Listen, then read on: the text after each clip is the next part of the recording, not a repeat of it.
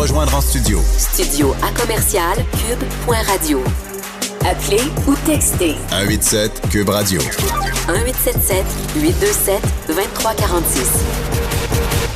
Bon, là, c'est assez les mauvaises nouvelles. On va aller suivre enfin un dossier qui est intéressant puis qui donne de l'espoir. C'est un dossier qui parle d'opérations médicales, qui parle d'avancées de recherche pour combattre le cancer, mais qui parle d'innovations qui viennent d'ici.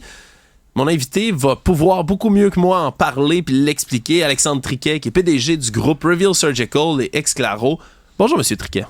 Bonjour, enchanté. On parle d'une révolution dans le milieu médical. C'est une sonde chirurgicale intelligente. On mêle à ça l'intelligence artificielle en plus.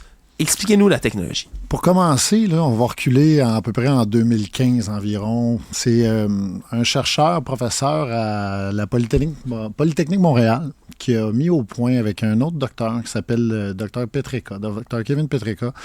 Ils ont eu l'idée de mélanger une technologie qui datait à peu près d'une centaine d'années, qui est le Raman.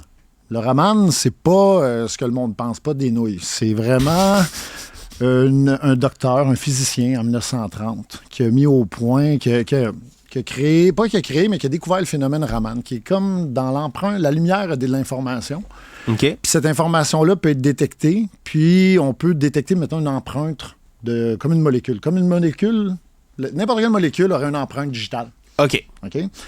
Mais cette empreinte-là, c'est sa vibration. Puis à côté de ça, on a l'intelligence artificielle qui aujourd'hui permis dernièrement, là, l'idée c'était de mélanger ces deux technologies-là pour être capable rapidement d'avoir un détecteur qui pourrait détecter quelle est cette empreinte-là. OK. Puis là, évidemment, on se comprend que le but, c'est qu'une fois qu'on a cette sonde-là qui fait de la détection, c'est de différencier deux choses, des cellules cancéreuses des non cancéreuses? Bien, au départ, on s'est dit, le docteur Petreka et le docteur Leblond se sont dit qu'en amenant ces deux technologies-là, on pourrait améliorer ce que les chirurgiens voient ou plutôt ne voient pas.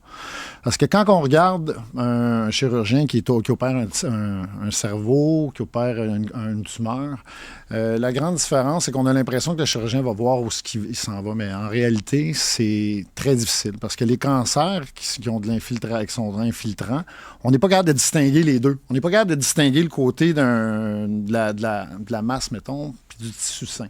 En mélangeant ces deux technologies-là sur le stylo, pendant l'opération, on est capable de voir la différence entre les deux. Soit le tissu qui est simple et le tissu qui a eu l'infiltration du cancer qui est atteint. Oui, parce que c'est des cellules, c'est des mutations, un cancer qui finissent par se mélanger avec le reste. Fait que ce que je comprends, dans le fond, c'est qu'en faisant ça, on permettrait d'éliminer plus de pourcentage du cancer sur place, de ne pas laisser des tissus qui restent en place, de ne pas faire une deuxième opération. C'est quoi? Exactement. C'est que pendant la chirurgie, l'avancée qui était incroyable, c'est qu'on est capable de détecter les marges du cancer. Puis, exemple, pour un cancer du cerveau, dans le cas du glioblascome, c'est que le cancer infiltre une partie du cerveau, ce qui est difficile de voir, c'est qu'on veut en enlever le moins possible. Si on en enlève trop, ce que ça va faire, vous comprenez la problématique, c'est que cet appareil-là, en temps réel, permet au chirurgien d'enlever le maximum, c'est-à-dire de pouvoir enlever particulièrement toute la tumeur, puis d'éviter une deuxième opération. Si on regarde, mettons, pour le cancer du sein, c'est un peu la même chose.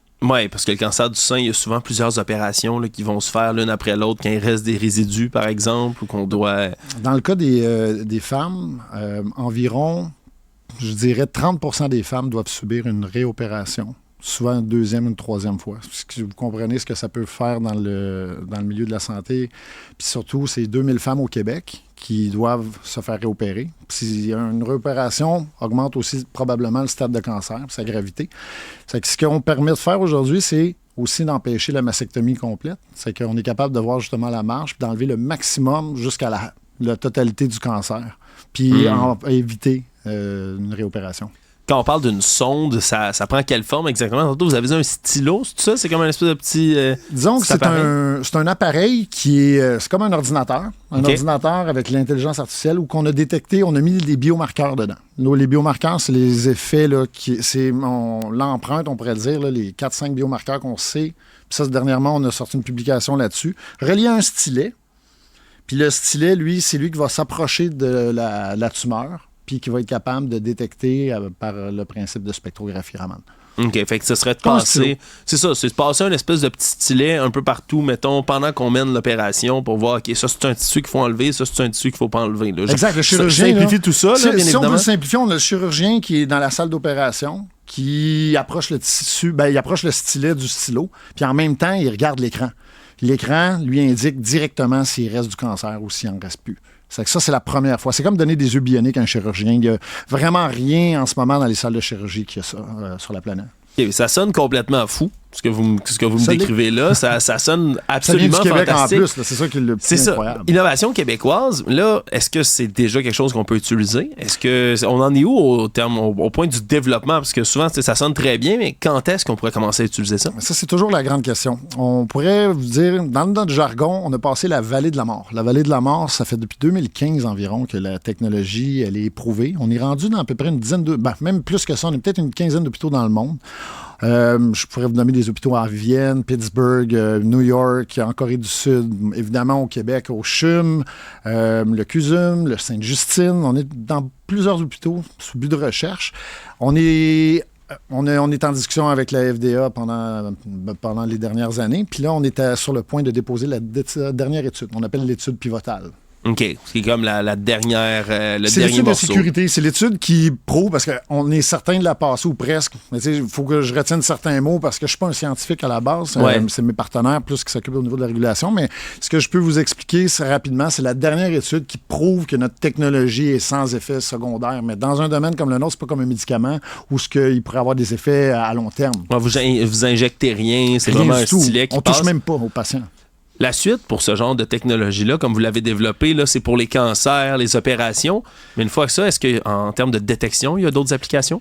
Ça, c'est une très bonne question parce que pendant la pandémie, puis c'est de là que je suis intervenu, c'est qu'on a réussi à comprendre qu'on pourrait adapter cette technologie-là non seulement sur le cancer, mais sur plein d'autres pathologies, puis notamment une détection dans les biofluides.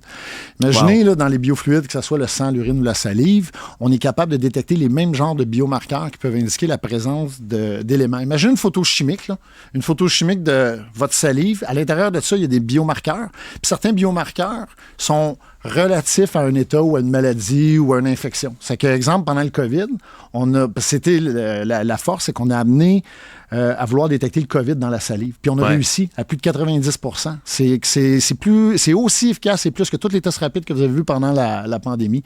Puis aujourd'hui, on peut penser, puis là, on a une étude avec Sainte-Justine en ce moment, puis avec plusieurs autres hôpitaux, qui vont nous amener à vraiment comprendre, pas comprendre, mais prouver ce qu'on est en train de mettre, puis on va pouvoir détecter probablement, puis je veux dire probablement, mais on est presque certain, là, différents types de pathologies telles que le cancer dans la salive. Imaginez les hôpitaux, imaginez les urgences, imaginez le triage, les engorgements. Ça sonne fantastique, comme je vous le dis.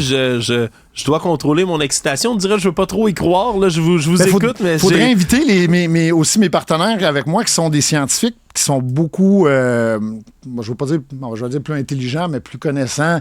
Qui connaissent peut-être mieux le fonctionnement de la machine en question. Écoutez, Alexandre Triquet, vous êtes le PDG, vous, du groupe Reveal Surgical et Exclaro. Ça sonne absolument fantastique. Innovation québécoise qui pourrait changer là, de ce que je vois. Un petit point, là. On a passé dans Nature dernièrement. Là. On vient de les publier. Prestigieuse revue C'est eux qui ont annoncé la fission nucléaire puis le vaccin COVID. On va essayer de pas trop s'emballer, mais un peu quand même, M. Triquet. Merci d'avoir été là. Merci beaucoup. C'est ce qui met un terme, nous, déjà, à cet épisode. Merci à toute l'équipe. Merci à vous d'avoir été là. On se retrouve dès le prochain.